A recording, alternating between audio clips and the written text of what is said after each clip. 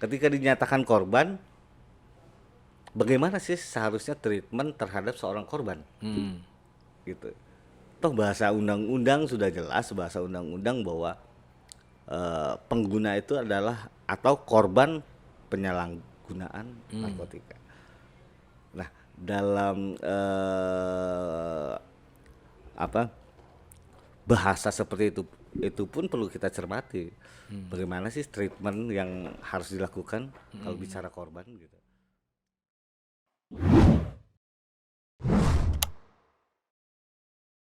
Kang Jamal, assalamualaikum. Waalaikumsalam warahmatullahi wabarakatuh. Aduh, Sampurasun Kang Tewe kumadamang. Sampurasun, rampes.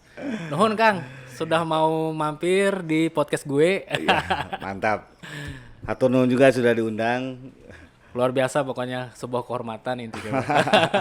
Kang Jamal, preman pensiun, wih mantap. Sehat tapi Kang ya? Alhamdulillah. Sehat. Sehat. Yang penting itu.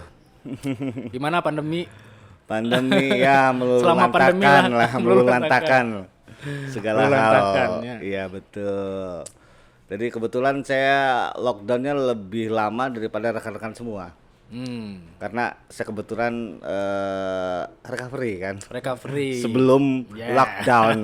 Jadi 6 bulan sebelum lockdown saya sudah lockdown duluan. Udah lockdown duluan. Nyambung sini Kang. Jadi saya nih tumben-tumben saya pakai seragam gini Kang di podcast ya. Gugus antisipasi narkotika Nusantara. Nah, jadi saya baru diamanahi, dipercayalah, diangkat jadi ketua Gugus Anti Narkotika Nusantara untuk Provinsi Jawa Barat. Mantap. Nah, jadi ini podcast pertama gue yang akan bahas tentang narkoba tentang narkotika. Dan memang pas sih sebetulnya ya. Dengan Kang Jamal yang memang punya experience di sana. Betul. Susah senangnya, lapang sempitnya dan sebagainya lah ya kan. Pasti saya ingin banyak berbagi. Pengen berbagi pasti, pengen kontribusi untuk masyarakat, untuk korban-korban yang lain gitu ya. Jangan sampai ada lagi lost generation. Itu. Benar.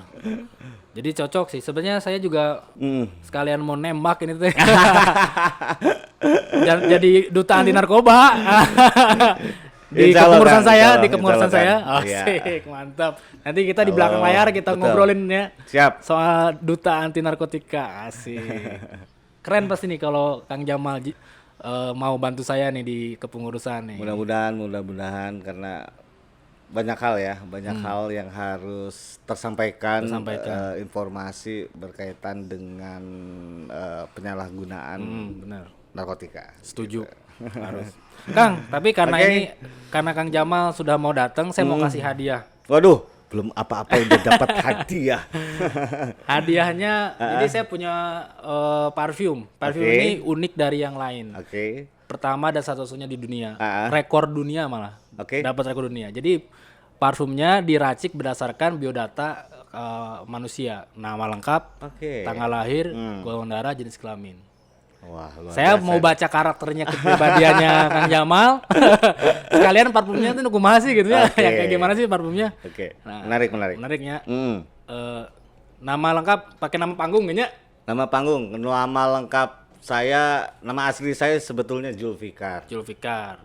AMD dan ada SP-nya. jadi begini, ada beberapa teman saya, nasisna ditulis sadayana.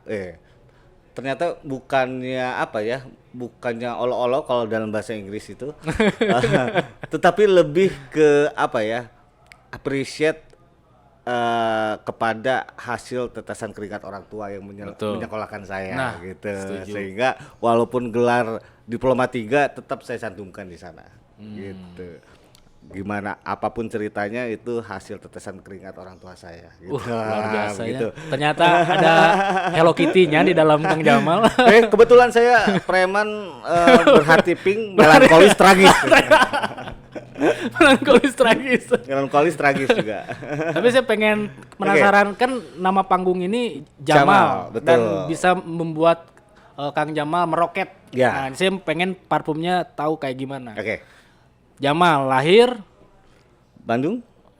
Tanggal dan bulan tahun doang. 8 Juli 1981. Yes. Golongan darah A. Jenis kelamin. Jenis kelamin ditulis apa? Laki-lakinya maksudnya. Laki-laki. Laki-laki. Nah, ini hitungan detik langsung keluar. Oke. Nah, ini aplikasi ada aplikasinya. Ada aplikasi. Jadi membaca karakter kepribadian dan menerjemahkannya menjadi formula wangian. Wah, penasaran ya? Ini penasaran nih. Tapi penasaran ya. Nah, Kang Jamal pada umumnya merupakan karakter yang ramah. Iya. Emang bener ramah banget, supel, asli humble. Amin.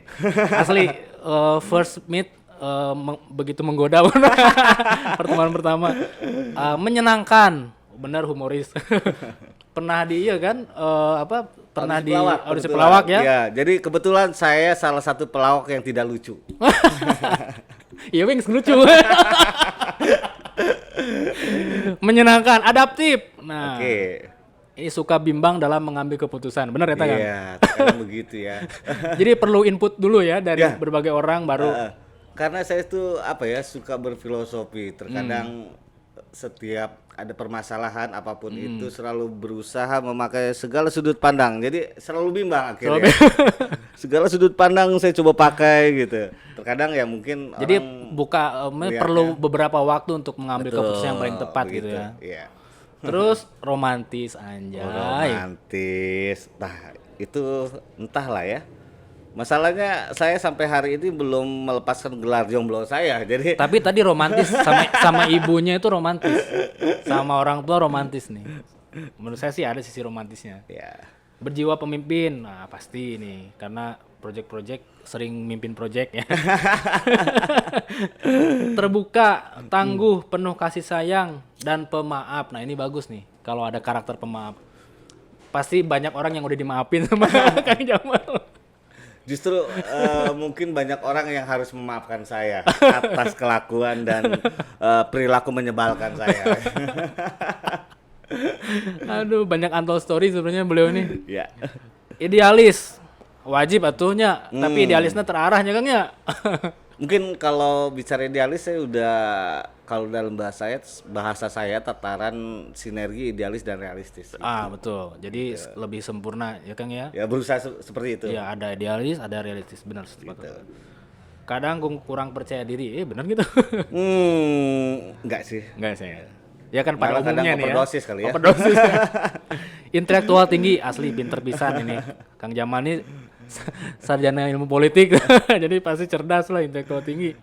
Luas, sosialis, kuat dalam analisa masalah. Parfum Kang Jamal adalah parfum yang memiliki aroma dasar jasmine dipadukan dengan sentuhan woodsy, lili, ilang-ilang, dan mas dan frisia. Waduh. Ini formulanya juga lengkap. Ada sampai ukurannya Kang. Berapa milinya. Per bibitnya itu. Jadi parfum gue ini based on human character ya. Jadi wangi ini kita udah 1 juta customer lebih dan tidak pernah ada yang sama wanginya. Makanya dapat rekor dunia. Ini berarti parfumnya Kang Jamal. Khas, nggak ada yang bakal nyamain. Gitu. Menarik.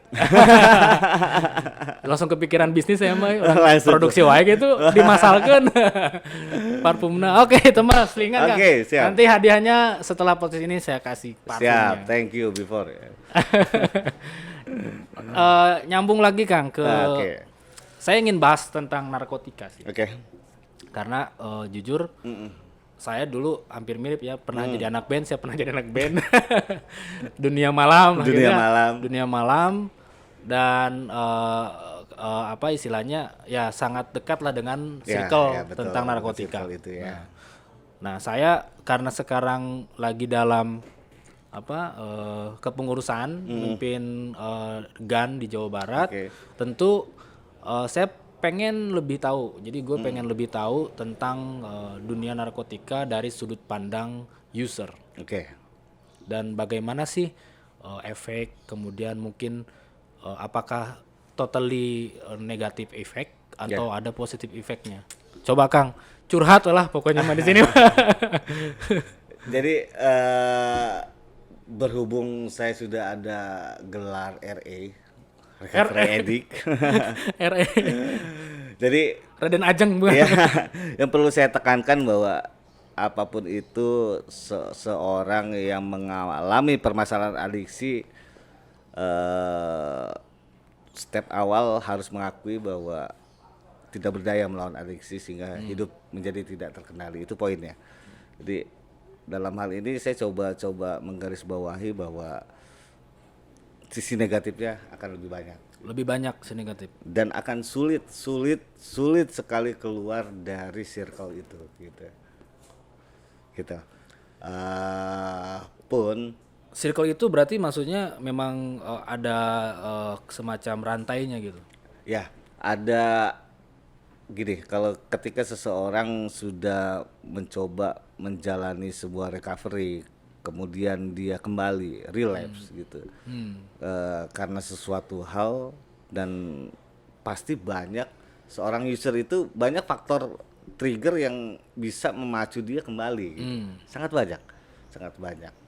Bicara tempat, bicara musik juga mungkin bisa, bicara begitu banyak faktor pemicu gitu.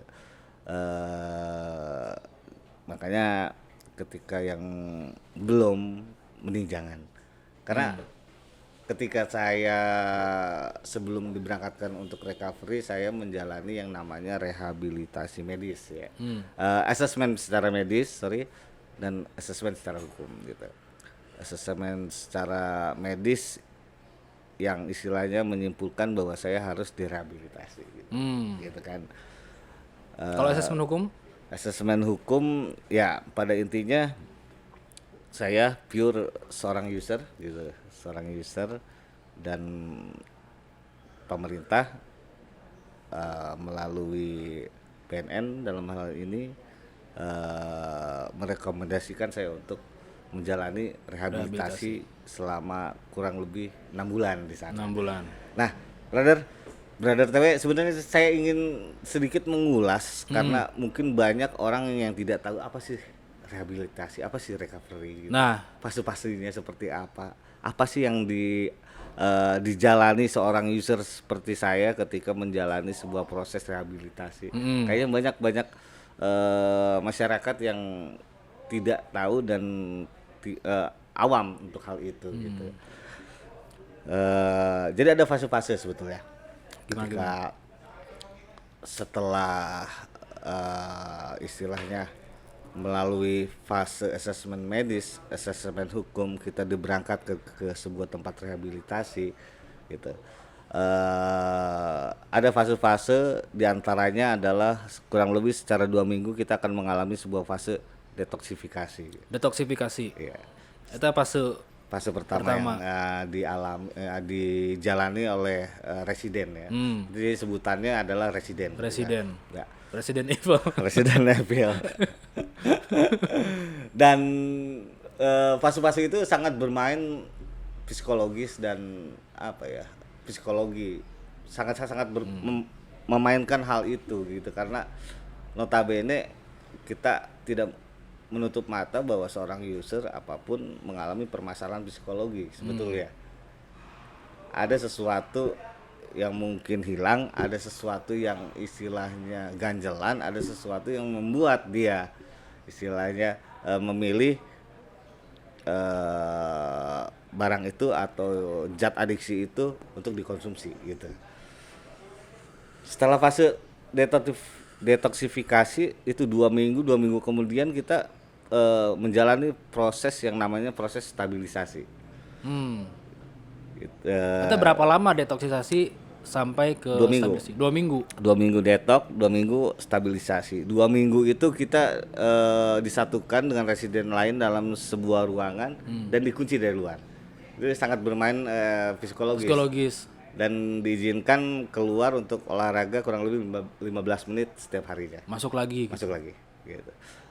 Itu beneran terjadi di rehabilitasi kayak gitu? Betul, dan sangat ketat.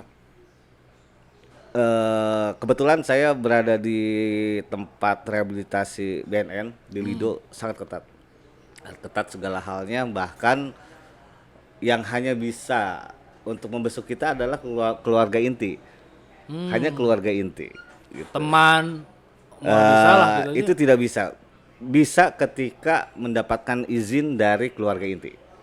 Jadi setiap residen itu didampingi oleh seorang konselor. Konselor itu yang menjadi jembatan keluarga, seorang residen dan keluarga. Jadi kalau misalnya ada permintaan teman pengen membesuk, harus persetujuan dari keluarga itu. Kalau itu tidak, nggak bisa. Itu pun bisa dibesuk setelah lewat proses stabilisasi. Kurang lebih 1 bulan kita berada di tempat rehab, baru bisa dikunjungi. Baru bisa. Dan itu sangat luar biasa efek secara psikologis. Ketika awal saya bisa berkomunikasi dengan keluarga saya gitu. Dalam hal ini kakak saya gitu. Tidak, karena ibu saya kebetulan tidak selalu memegang handphone gitu. Jadi yang bertanggung jawab di sana kakak saya dan adik saya justru. Ketika pertama kali bisa berkomunikasi itu, waduh, luar biasa. Tiba-tiba ada stimulus kebahagiaannya. Ada kebahagiaan. Ketika mendengar suaranya, ketika wah gila. Begitu banyak waktu yang saya habiskan istilahnya melupakan mereka ternyata. Gitu. Proses stabilisasi, ruangan dikunci hanya pada jam-jam istirahat. Jadi relatif ada kebebasan di sana, proses stabilisasi. Setelah lewat fase itu, barulah kemudian dipindahkan ke rumah program. Rumah program ini untuk dimulainya fase terapi community. TC. Oh, berarti udah mulai bertemu dengan komunitas sesama residen. Residen lain pada fase detox stabilisasi juga sudah disatukan. Tapi ketika masuk rumah program sudah mulai ada kegiatan bersama gitu. Ya, TC-nya dijalankan. Jadi sudah ada struktur di sana. Dan setiap residen juga wajib menjalankan struktur. Dari mulai kru. Jadi ada hierarki juga, ada hierarki. Setiap departemen itu setelah kru di atasnya ada head. Jadi head yang istilahnya KM lah, KM, ya. Kurang lebih begitu. Setelah head ada koordinator departemen COD-nya dan hierarki tertinggi residen itu ada RCO. Residen koordinator. Baru dia chit-chatnya dengan mayor ya, dari pihak BNN ya gitu. Semua diwajibkan istilahnya menduduki sebuah hierarki dan menjalankan function di sana. Gitu. Jadi ya terkadang suka tidak suka banyak yang mengalami permasalahan adiksi, terkadang dari sisi kinerja dan sebagainya berantakan gitu. Itu kurang lebih 4 bulan di sana. Kerjaannya mundar mandir di rumah gitu, dengan aktivitasnya begitu aja. Kurang lebih 4 bulan di sana. Dan sebenarnya beberapa bulan di sana saya sudah jadi RCO di sana gitu. Alhamdulillah sebetulnya ya. Karena tadi kan berjiwa pemimpin, prediksi juga tadi. Jadi langsung jadi RCO. Jadi apa ya, satu sisi ya mungkin ya, bukannya pembenaran atau apapun ceritanya, ketika saya berusaha, walaupun saya seorang adiksi, seseorang yang mengalami permasalahan adiksi, untuk masalah pekerjaan memang selalu yang saya alami, yang saya rasakan tidak ada sesuatu yang begitu signifikan mengganggu memang gitu pada akhirnya gitu ya. Dan masing-masing seperti parfum tadi, tiap orang itu gitu ya? Treatmentnya akan berbeda. Treatmentnya berbeda tergantung jenis pemakaian, tergantung permasalahan yang dihadapi, ya banyak hal. Jadi selama berada di tempat rehabilitasi pun general check up terus dilakukan gitu. Dan treatmentnya juga berbeda-beda pada setiap residen yang ada di sana. Setelah beres proses dari rumah program TC itu, terapi community itu, barulah masuk fase terakhir re-entry. Itu adalah fase persiapan kita kembali ke kehidupan nyata dan kehidupan nyatu. Jadi agak sedikit longgar ya di sana, agak butuh sedikit sangu, longgar ya. dan sebagainya. Function sudah mulai diinikan, tidak terlalu itu. Nah, itu rehabilitasi medis, rehabilitasi sosial kurang lebih, dan bagi saya apa yang dilakukan oleh lembaga pemerintah BNN dalam hal ini sudah berusaha banyak hal lah. Saya melihat banyak hal yang coba dilakukan dan memang tantangannya tidak mudah. Saya melihat dengan bukannya apa ya, saya subjektif lah ya, kurang lebih melihat bahwa banyak yang kembali dimanusiakan. Banyak kembali yang punten Kang, upami yang pemakai yang kayak sakau berat itu treatmentnya kayak gimana Kang? Apakah misalnya dia tetap dikasih drugsnya gitu ya, cuman bertahap berkurang atau gimana? Ya, nah kebetulan jadi ada apa ya? Ada sebuah siklus kalau bicara drugs di Indonesia. Misalnya tahun ini lagi rame apa, itu cerminan di tempat rehabilitasi paling banyak pemakaian apa gitu. Nah, untuk yang tadi disebutkan itu memang masing-masing residen itu punya dokter. Punya dokter dan ketika memang diharuskan treatmentnya dari psikiater biasanya dikasih obat-obatan tertentu juga gitu. Masing-masing residen berbeda gitu, baik treatment obat yang dikonsumsi dan lain sebagainya gitu. Nah, jadi hal ini yang istilahnya mungkin masyarakat tidak tahu rehabilitasi seperti apa sih. Karena notabene juga banyak orang menganggap saya apa yang saya alami itu Kang tos keluar sana. Rata-rata seperti itu. Seolah di tahanan gitu ya. Seolah di tahanan dan memang juga ya bukan hal yang mudah ya. Bukan hal yang mudah juga gitu. Berarti stigma mantan narapidana nggak ada sebenarnya ya? Ya. Sebetulnya nggak ada kan? Kebetulan ya. Karena langsung rehab kan? Langsung rehab. Berarti tidak ada putusan pengadilan. Tidak ada. Ya kan? Nah, pun mungkin harapannya pada GAN nanti. Boleh. Siap menampung, Kang. Sampai hari ini masih banyak masih banyak ada perbedaan dalam penanganan ketika seseorang dianggap sebagai pengguna atau korban penyalahgunaan narkotika. Dalam hal ini saya pribadi berangkat ke tempat rehabilitasi lewat proses yang dinamakan asesmen hukum, asesmen medis. Asesmen medis pastinya berhubungan dengan tim dokter. Asesmen hukum di sana ada pihak Polri, ada pihak kejaksaan, ada pihak BNN. Yang istilahnya mengawal proses asesmen hukum itu. Tanpa proses pengadilan saya diputuskan untuk berangkat. Tetapi kan juga banyak kejadian-kejadian yang berbeda gitu.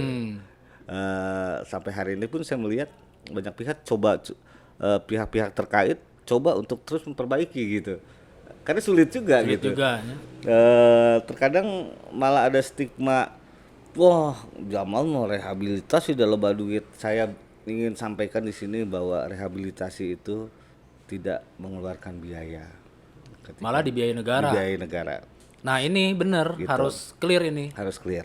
Bener. Karena mungkin paradigma di luar sana memang bisa rehab karena ada duit gitu kan, terus bisa rehab jadi nggak jadi ditahan. Sebenarnya enggak ya? Enggak, tanpa ada biaya. Bahkan ketika setiap fase tahapan saya lalui dari mulai asesmen medis, asesmen hukum, selalu prolog yang disampaikan oleh pihak-pihak yang in charge di sana adalah, Kang, ini tidak dipungut bayaran, ini gratis. Selalu begitu. Gitu. Bahkan sampai proses rehabilitasinya pun itu pure dibiayai oleh negara. Gitu. Selama kita menjalani proses rehabilitasi. Gitu. Termasuk obat-obatan dan segala hal gitu. Kalau saya pribadi sih kebetulan walaupun jangka pemakaian saya cukup panjang, tapi ketika masuk proses rehabilitasi tidak ada treatment obat-obatan di sana gitu. Jadi mungkin dengan olahraga, dengan rohani gitu. Ya, lebih ke ya plus minusnya berhubung saya seorang public figure, seharusnya mungkin kalau by progress saya lebih cepat menyelesaikan proses rehabilitasi gitu. Cuman kan khawatir, kembali lagi khawatir gitu. Ya itu kurang lebih ya banyak hal juga yang diajarkan di sana, banyak hal tentang apa ya, keluarga inti gitu. Tentang mereka yang kita sakiti gitu. Tapi sebenarnya Kang, kenapa sih seseorang akhirnya menggunakan memakai barang itu gitu? Itu sebenarnya faktor, kan pasti banyak faktor lah, tapi ada faktor inti pasti. Bisa jadi kan kebanyakan broken home misalnya. Apakah bener sih kayak gitu apa sebenarnya enggak? Oh itu juga. Betul. Masalah psikologis. Masalah psikologis yang kemudian pilihannya mungkin bisa pengaruh circle dia bergaul dan sebagainya, pilihan dia di sana. Atau kebanyakan duit bisa jadi ya. Kayaknya bingung duit mau kemana juga. Tapi mending serkahin. Apapun itu permasalahan bagi kita, permasalahan bagi semua gitu. Bagi semua, tidak menutup kemungkinan siapapun Anda, backgroundnya apapun Anda, backgroundnya bisa saja istilahnya terjerembab dan mengalami permasalahan seperti apa yang saya alamin gitu. Nah terus gini Kang, kan istilahnya barang ini mungkin bisa udah mulai juga masuk ke anak-anak remaja. Betul. Ya kan? Nah kalau Akang sendiri di saat remaja sudah mengenal barang ini atau sudah memakai? Sudah memakai? Sudah.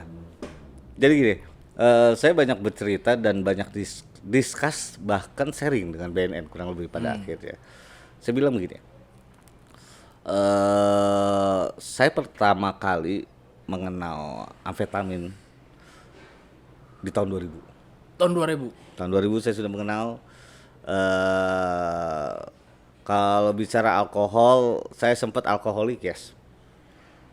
Kemudian saya bisa istilahnya menghilangkan adiksi saya terhadap alkohol. Ganja, saya sampai sempat menghitung hari untuk lepas dari apa yang namakan ganja gitu. Sempat. Dan amfetamin sendiri tahun 2000 saya sudah mengenal, saat orang lain mungkin masih nggak ngeh apa itu gitu. Dan berhenti. Bahkan 2011 film BNN pertama saya aktornya. Iya benar. Ya kebetulan dan saya sampaikan juga, mudah-mudahan bukan pembenaran, satu hal dari dulu saya sudah bicara tentang lost generation gitu. Bicara tentang lost generation kadang dalam kondisi saya memakai, saya melihat ada rekan-rekan yang juga notabene tanpa sengaja masuk ke dalam circle itu. Saya banyak coba sharing dengan mereka, khususnya dalam bidang pekerjaan saya. Kadang-kadang saya bilang pada mereka, nih saya udah nggak tidur nih 3 hari kurang lebih. Kalau kamu nggak bisa menghafal seperti yang saya lakukan, kamu berhenti deh. Terkadang pembenaran saya lakukan gitu, hal-hal seperti itu tuh gitu. Karena ada satu dorongan juga dalam diri saya bahwa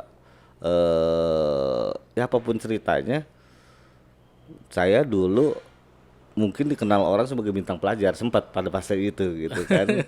Sempat pada fase itu di sekolah nilai saya paling tinggi dan sebagainya. Dan kemudian suka tidak suka karena adiksi saya, banyak hal ya istilahnya orang-orang yang kemudian tersakiti oleh saya. Karena ya itu kata kuncinya, 12 langkah dari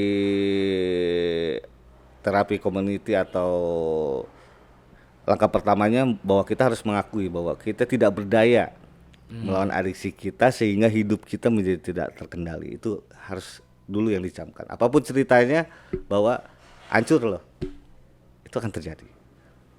Gitu. Tinggal nunggu waktu gitu. Tinggal nunggu waktu dan skalanya berbeda pada setiap orang gitu. Ya, kurang lebih. Jadi di sisi lain misalnya ketika menggunakan barang ini ada benefit sebetulnya ya. Cuman sebetulnya itu jadi kamuflasenya. Ya. Jadi akhirnya mah tetap efektif, negatif efek akhirnya. Negatif efek. Saya lebih cenderung untuk bicara dari sisi mayoritas bahwa udah negatif aja. Negatif ya. Gitu. Dan lebih cenderung tidak mau bicara apa sih hal-hal yang saya rasakan yang notabene karena takut akhirnya orang-orang tersugesti dengan apa yang saya omongkan malah menjadi pembenaran berikutnya gitu. Jadi say no to drugs pokoknya mas. Say no. Say no. Yang belum jangan jangan pernah mencoba karena apapun ceritanya. Saya pun merasakan ada sedikit perubahan secara emosional dan sebagainya karena adiksi saya gitu. Walaupun adiksi itu bukan hanya bicara tentang drugs, banyak sih faktor-faktor lain yang menyebabkan seseorang mengalami permasalahan adiksi gitu. Nah, kalau gue sendiri sih waktu main musik gitu, masih ngeband, alhamdulillah sih belum pernah pakai narkotik ya. Cuman ya alkohol ya, karena anak band mana saya gitu. Saacan manggung, beres manggung ada alkohol. Sebagai komplement. Nah, tapi memang saya beres ngeband tuh memang totally become different person ya. Jadi menjadi orang yang sangat baru gitu. Jadi businessman gitunya. Itu sebenarnya titik awalnya hijrah ke Islam communities lah ya. Jadi memang spiritual yang saya rasakan ketika hijrah. Walaupun sampai sekarang saya nggak meninggalin musik karena saya belum mengharamkan musik. Jadi tapi itu penting begitu saya hijrah masuk ke komunitas Islami gitu. Sama anak-anak band yang lain ya, ada Reja gitu ya. Reja Nenbo ya, Kang Dery Sulaiman kan pada ke situ saya ikut ke situ pernah terus memang spiritual itu penting ternyata. Dan bahkan di panti rehab kita yang ada di Bogor itu dari latar belakang banyak agama dan memang yang lebih banyak dijalankan treatmentnya itu treatment spiritual sesuai agamanya gitu. Betul. Jadi memang ada beberapa. Kalau Kang Jamal juga sama, ada center point hijrahnya gitu. Ada memang terapi community itu ada sisi spiritual, ada family konsep spiritual dan behavior management, banyak treatment yang dilakukan gitu. Memang pada intinya sih yang paling bisa istilahnya mengerem dan apapun ceritanya ya sisi spiritualnya memang yang harus lebih digali ya. Betul gitu. Luar biasa nih Kang Jamal. Terus punya harapan apa Kang? Misalnya minimal kita menekan angka pengguna, kan? Karena di situ sih ketika pengguna semakin berkurang, bisnis narkotiknya pasti tidak ada demand ya, gitu. Karena kalau kita ngejar menghentikan bisnis narkotiknya itu berat sih ya, karena itu urusan penegak hukum gitu ya. Nah yang kita bisa lakuin ya dari sisi inilah gimana caranya mengurangi angka pengguna. Punya ide apa nih? Biasanya kalau dari user masuk muruluk gitu idenya tuh.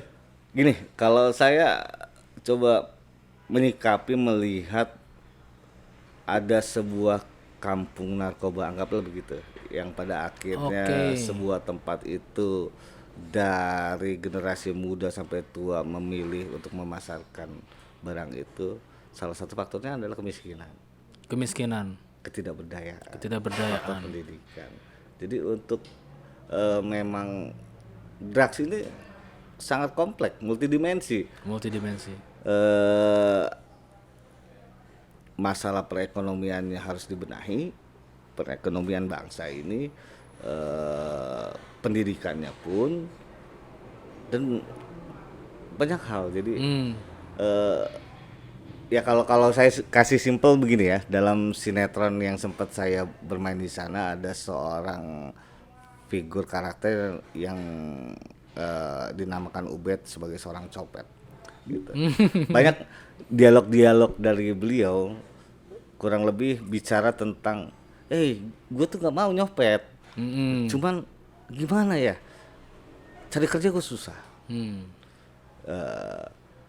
Gue udah berusaha keluar dari circle sebagai seorang copet gitu. Nah, copet. Tapi kemudian ya gue nggak berdaya gitu. Ya itu memang realitas yang ada di masyarakat seperti itu gitu ya. Dan pun ketika seseorang selesai menjalani proses rehabilitasi, dalam kehidupan nyata tidak mudah juga buat siapapun dia gitu, untuk istilahnya survive dan kemudian bisa diterima kembali gitu. Tidak mudah juga. Tidak mudah. Bahkan apa yang saya alami bahkan begini, ada walaupun nggak nyambung sebetulnya ya, sebuah lembaga keuangan pun terkadang menyangkut pautkan saya gagal istilahnya untuk bersinergi dengan sebuah lembaga keuangan karena saya seorang recovery addict atau saya pernah tersangkut masalah narkoba. Itu nyata.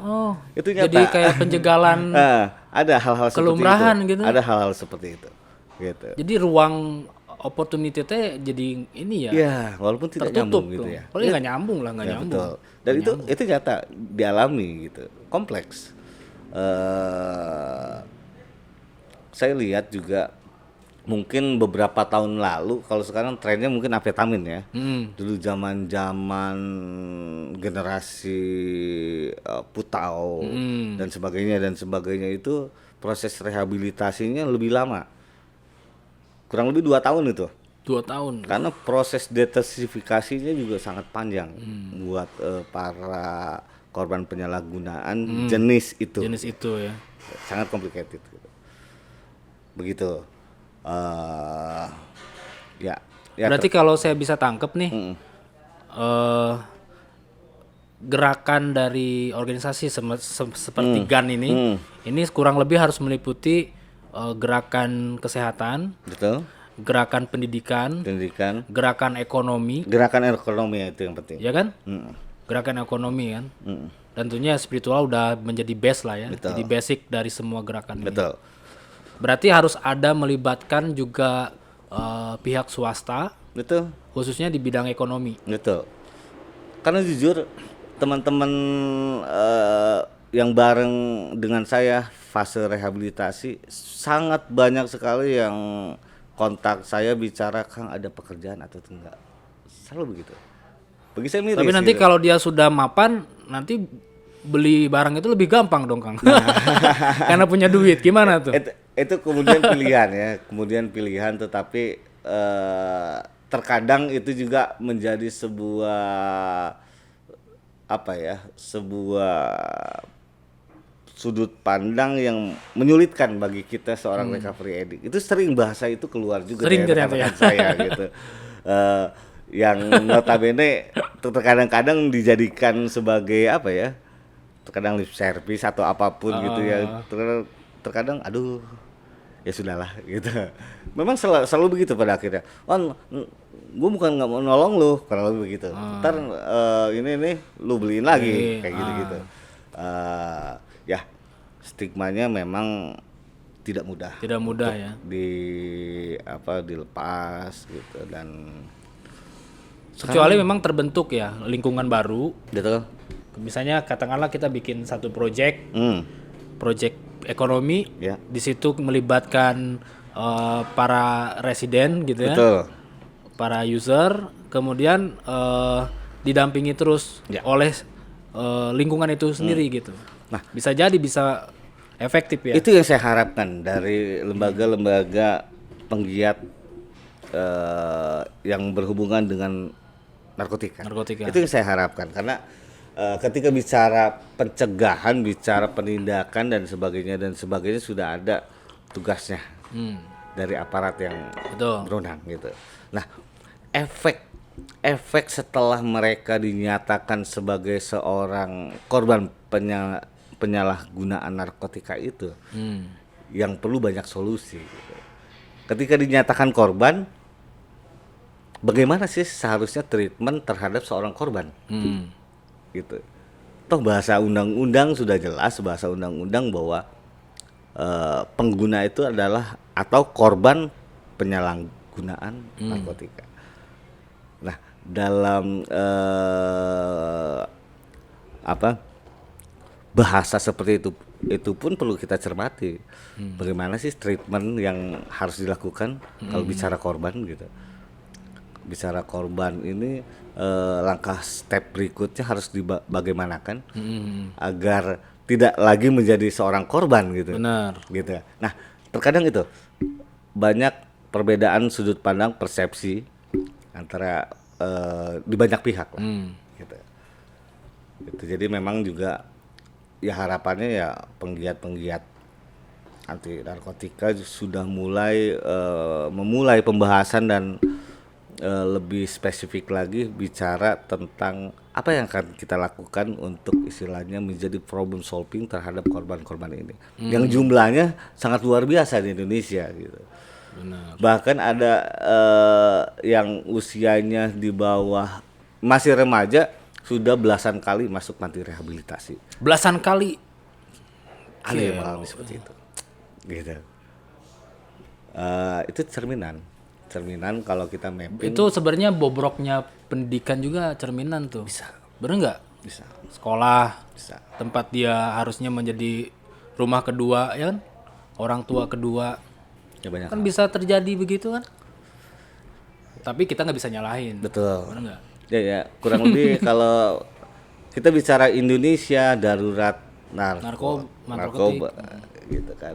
Ketika bicara darurat perlu istilahnya semua elemen yang bergerak di sini untuk istilahnya menjadi problem solving perihal menangani sisi darurat itu dan menangani efeknya gitu. Karena seperti gunung es kali ya. Kebayang di Indonesia ini begitu banyak daerah yang menjadi kampung narkoba gitu. Kalau dilakukan analisis atau istilahnya dilakukan atau banyak pihak masuk ke daerah itu, rata-rata permasalahannya sama, kemiskinan, ketidakberdayaan, gitu. Akhirnya pilihannya itu, gitu kan. Nah, itu PR. Itu PR banget itu. PR banget. Ternyata sedalam itu ya persoalan di narkotika. Saya udah tanggung jadi ketua GAN nih. Betul. Jadi mau nggak mau nih harus ikhlas, harus ridho, support, membuat ekosistem baru. Betul. Saya tuh pengen punya konsep besar. Jadi ekosistem yang akan dibuat ini jelas melibatkan BNN, betul, polisi, kan, TNI, pemerintah, kemudian para korban. Betul. Nah itu yang akan saya buat ekosistem. Bahkan pengusaha-pengusaha yang betul, notabene misalnya pemilik-pemilik klub malam yang rata-rata terjadi peredaran di situ, betul, terjadi aktivitas penggunaan narkotika di situ. Betul. Itu harusnya dirangkul. Betul. Nah karena saya belum melihat ada yang merangkul klub-klub malam misalnya sebagai tempat edukasi, ya kan? Pasti mau kok. Ya. Pasti mau dirangkul. Minimal gini loh, Kang, kita tidak mungkin lah, hampir tidak mungkin kita meniadakan. Betul. Apa yang namanya dunia malam, betul, narkotika akan selalu ada. Betul. Sampai kiamat juga pasti, betul, akan selalu ada. Betul. Nah, yang bisa kita lakukan adalah bagaimana kita meminimalis dampak resiko kerusakan. Itu aja sih sebenarnya. Ya betul. Karena kalau meniadakan ya sama aja kita meniadakan setan. Kan nggak mungkin gitu.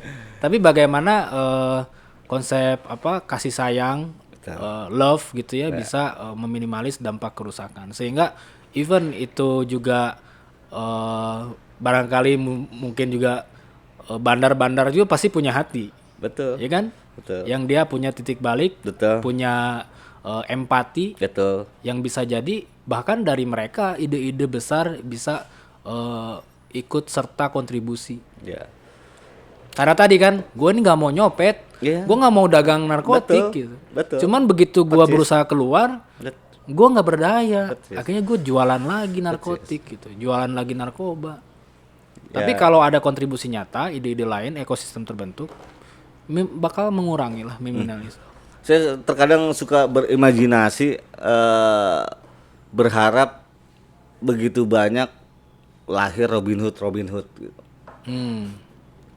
Robin Hood dalam artian gitu ya, yang istilahnya terkadang saya selalu bicara begini, Robin Hood itu orang baik atau penjahat? Iya kan, penjahat. 3 mata uang ya teman. Ya kata siapa gitu. 3 koin 2 sisi. Ya apapun juga kan ibaratnya begini, dalam sebuah cerita wayang semua karakter itu wajib ada dan pasti akan ada, gitu kan. Dan kita sesungguhnya juga menjalankan peranan masing-masing begitu kan. Benar. Yang diharapkan adalah orang-orang terbaik berada di peran-peran itu, gitu. Benar. Kalau ya kan itu kurang lebih seperti halnya begini. Hari ini ada 2 orang pria sedang berdialog dan timnya sedang mengoperasikan sebuah kamera dan peralatan lainnya. Itu kurang lebih kita coba menjalankan peran, kita sedang berakting di sini, menjalankan skenario dari Yang Maha Kuasa. Kurang lebih begitu kan? Benar. Tauhid pisan ya. Dan apa ya? Pada akhirnya terkadang omongan-omongan ini saya selalu berharap gitu, siapapun dia, orang-orang terbaik berada di peranan itu gitu. Karena kalau saya gini Kang, simple. Ini mungkin secara branding dan secara implementasi akan mungkin the first lah di dunia yang bersinggungan dengan narkotika, khususnya di organisasi yang bergelut di situ. Nah, saya di GAN Jabar ini mau membawa konsep rahmatan lil alamin. Jadi kasih sayang untuk alam semesta. Artinya begini, rantai ekosistem narkotika itu harus tetap diberikan kasih sayang. Ar-Rahman gitu kan. Itu konsepnya Kang. Jadi lintas agama, lintas suku, lintas latar belakang, pokoknya kebinekaan itu tetap itu menjadi mereka punya hak untuk menerima distribusi Ar-Rahman. Nah, tapi ada Ar-Rahim, kendaraan duniawinya. Ar-Rahman yang kekal misalnya kan, Ar-Rahim itu yang fana. Nah, kendaraan menuju Ar-Rahman itu Ar-Rahim. Tadi ekonomi, fasilitas hidup dan sebagainya, pendidikan tuh yang barang-barang panah itu harus jadi kendaraan menuju mereka ke Ar-Rahman. Tapi nggak boleh menilai dari siapa mereka, dari mana datang mereka. Betul. Ini yang akan saya coba ini Kang di GAN Jabar. Betul. Tapi dengan konsep yang lebih universal tentunya. Gimana, setuju nggak? Ya, dicoba. Harus dicoba. Yang pasti sekali lagi bahwa bicara undang-undang bahwa banyak korban gitu. Ini korban. Gitu. Bagaimana istilahnya mentreatment seorang korban, ya selayaknya seorang korban itu posisinya. Gitu. Dan itu pekerjaan yang tidak mudah. Tidak mudah untuk menyamakan persepsi, untuk menyamakan istilahnya frekuensi. Hal kecil seperti saya ambil contoh, ada yang lewat pengadilan, ada yang lewat by assessment. Itu pun belum selesai. Gitu. Kenapa bisa terjadi seperti itu? Gitu. Nah itu perlu banyak istilahnya perlu banyak pencerahan di sana. Pencerahan gitu. Mantap. Oke, Kang Jamal. Yes. Udah kalau ngobrol ini gak akan selesai. Ya. Di podcast ini nggak akan cukup waktunya, tapi minimal dengan konten di podcast ini kita bisa ada bukti kontribusi. Ya. Diawali dari podcast ini, kita banyak pekerjaan pasti nanti untuk mewujudkan apa yang ide-ide yang akan kita lakukan. Betul. Nanti. Dan ini juga sudah adan gitu ya. Jadi pas ini kita sudahi pertemuan hari ini. Kita bakal lanjut terus di pekerjaan yang nyata dan nyatu. Nyata dan nyatu ya. Nyata dan nyatu. Thank you banget, Kang Jamal. Brother. Sukses terus. Aduh, bareng tuh. Siap. Thank you. Nanti pokoknya di podcast gue ini bakal banyak banget bintang tamu yang lain yang keren-keren dan beragam sekali lah pokoknya. Bye-bye.